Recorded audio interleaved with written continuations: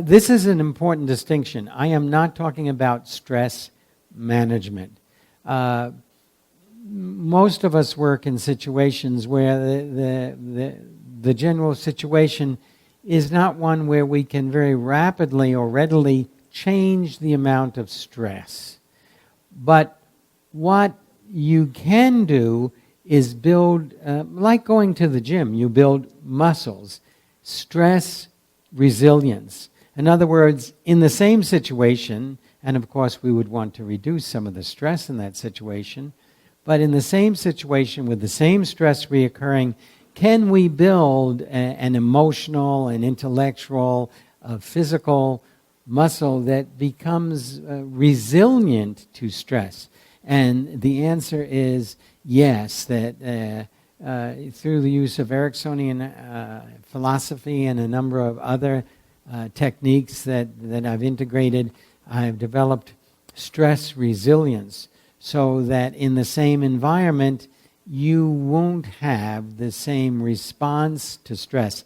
Yes, you will experience some level of stress, but one of the big problems with stress is that chronic and persistent stress actually over time produces post-traumatic stress. Now we have a real problem. So that we want to avoid, because there's no job, there's no life situation where we're not going to have stress, and there's no job, no life situation where we're not going to have stress, maybe for a longer period of time than we would wish. We don't want it going into post-traumatic stress.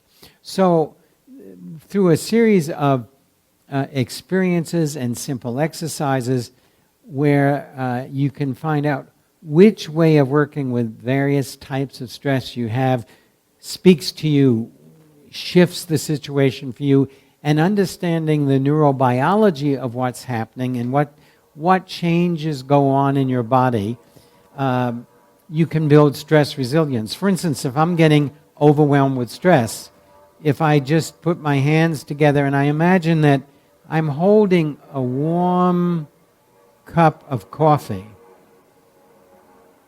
and this warm cup of coffee, I can just feel the warmth radiating from the cup out into both hands and can feel the comfort of that warm coffee.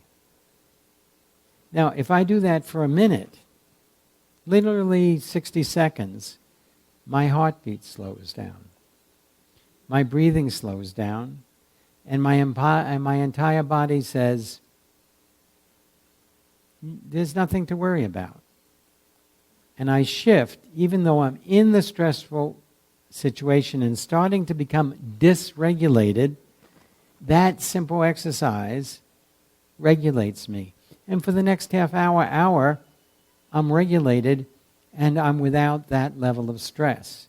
So there can be little things like this a person can automatically do and learn to know when you're in stress, because one of the most difficult things for most people is they say, no, I'm not stressed. Thank